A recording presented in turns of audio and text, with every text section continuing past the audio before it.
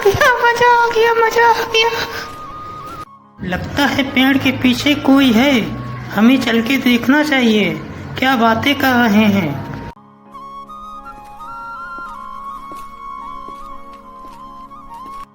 पता है चिंटू बादल, पिछली बारिश में मैं कितना बरसा था। काली घाटी में बरस बरस के पानी से भर दिया था काली घाटी को, और काली घाटी में बाढ़ आ गई थी। हाँ बड़े भैया सही बोल रहे हो, मैं भी तो बरसा था पहले अगले साल में, इस बार बहुत बरसूंगा और बाढ़ आएगी ना भैया। अब की बार कहाँ कहाँ बरसना है, चलो डिसाइड कर लेते हैं और कसके बरसेंगे हम लोग मिलके, ताकि लोग परेशान हो जाए हम लोगों से। नहीं बड़े भाई, आपकी बात मैं आराम करना चाहता हूँ। पिछली बार की तरह ज्यादा मूसलाधार में बारिश नहीं करना चाहता हूँ, क्योंकि मेरे अंदर बड़े बड़े छेद हो गए हैं, इसलिए मैं परेशान रहता हूँ। हाँ, मेरे अंदर भी बड़े बड़े छेद हो गए हैं, तो तब तक हम लोग ठीक नहीं हो जाएंगे, तब तक हम लोग बरसेंगे नहीं। चलो ये डिसाइड करते हैं, हम लोग कम से कम 10 साल तक पानी नहीं बरसाएंगे। अरे ये तो बहुत बुरी बात है, अगर ये लोग पानी नहीं बरसाएंगे तो हम लोग भूखे मर जाएंगे, क्योंकि हम लोगों का काम खेती बाड़ी का है। किसान कुछ उगाएगा नहीं तो कैसे जिएगा। हाँ, ये बात तो हमको सबको जाके बतानी चाहिए। अरे भाइयों सुनते हो, मैंने अभी सुना है रास्ते में 3 बादल बोल रहे थे, कह रहे थे 3 साल तक हम बारिश नहीं करेंगे। अरे काका जी ये क्या कहते हो, अगर ऐसा हुआ तो हम लोग भूखे मर जाएंगे और हमारे घर के पशु पक्षी जो हैं सब भी भूखे मर जाएंगे। अरे बाबू मैं सही बोल रहा हूँ, मैंने अपनी आंखों से देखा हूँ उनको बात करते हुए। फिर हमको क्या करना चाहिए? अरे बाबू ये तो भगवान की मर्जी है, देखो बरसते हैं बादल कि नहीं बरसते हैं। सभी किसान अपना अपना सामान लेके घर को वापस चल देते हैं, क्योंकि बादल ने बोल दिया था कि 10 साल तक पानी नहीं बरसाएंगे। इस गम में बहुत परेशान होते हैं। बादल के न बरसने से सब किसान मायूस थे और अपने अपने घरों में पड़े रहते हैं, क्योंकि कोई काम धंधा नहीं बचा था उन लोगों के पास में।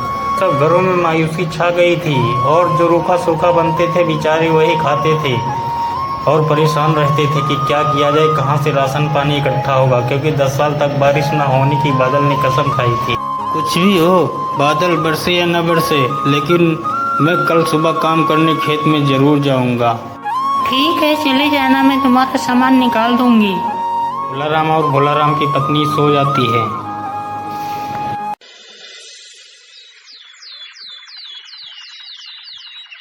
दूसरे दिन भोलाराम अपने खेत में काम करने के लिए निकल पड़ता है।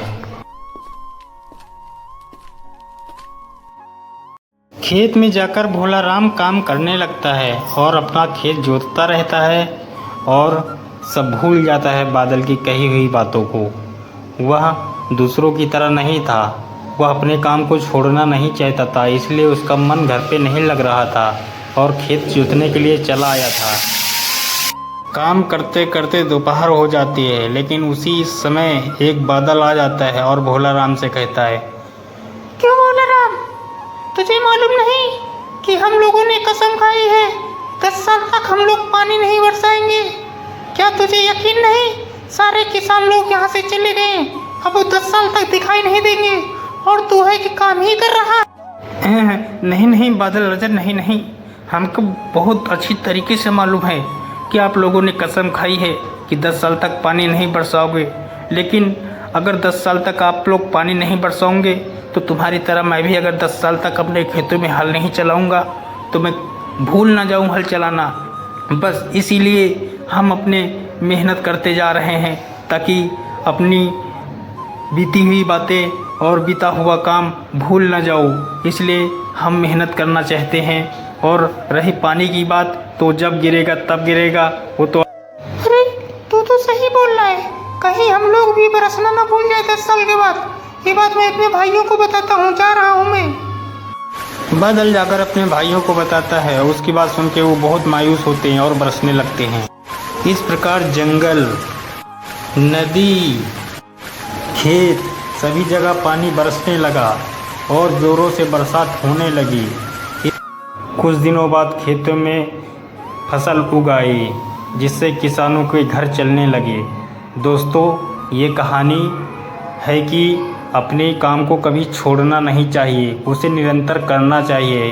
बीच में कोई भी बाधाएं आए लेकिन अपने काम को रोकना नहीं चाहिए, क्योंकि काम बंद करने से आप उस काम को भूल जाओगे और फिर ढंग से कर नहीं पाओगे। इसलिए अपना काम कभी रोकना नहीं चाहिए और हमेशा करते रहना चाहिए। धन्यवाद दोस्तों।